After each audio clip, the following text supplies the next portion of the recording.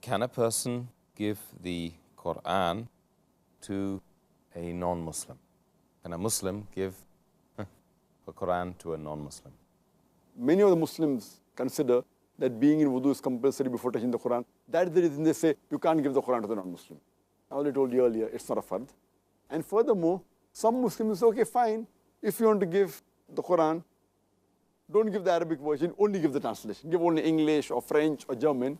I said, fine, someone wants to do that, I've got no problem. But I prefer giving the translation along with the Arabic text. Because if the translator, who is a human being, has made a mistake, you can go back to the original text.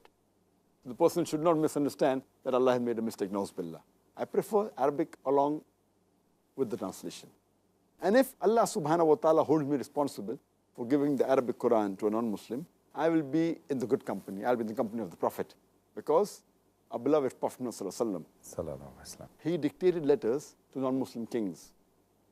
He dictated letters to the Negus of Abyssinia, to Emperor Heraclius, Emperor of Persia, King of Yemen, King of Egypt. He dictated letters in which he even dictated the verse of the Quran of Surah Al-Imran, chapter 3, verse number 64, which says, Kul ya ahlal kitab, say, O people of the book, ta'alaw ila kalmatin sawa'in bayna bainakum. Come to common terms as between us and you. Which is the first term?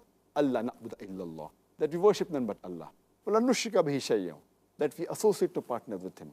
Wala yattakhiza ba'duna ba'dan arbaban min dunillah. That we erect not among ourselves lords and patrons other than Allah. Fa'in tawallaw. If then they turn back. Faqulu shahadu. Say, bear witness. We are Muslimun. That we are Muslims bowing our will to Allah subhanahu wa ta'ala. So this verse of the Quran was dictated by Prophet Muhammad sallallahu alaihi wasallam when he sent letters to the non-Muslim kings. Some of them, after reading the letter, they accepted Islam. Some of them tore the letter. Some of them even trampled it beneath the feet. So the Prophet could give verses of the Quran to the non-Muslim. Why can't we? And furthermore, I would like to ask the question that today there are 14 million Arabs who are Coptic Christians. Which translation of the Quran will you give to these Arab Christians? Will you translate the Quran into Arabic? So the best is the word of Allah subhanahu wa ta'ala.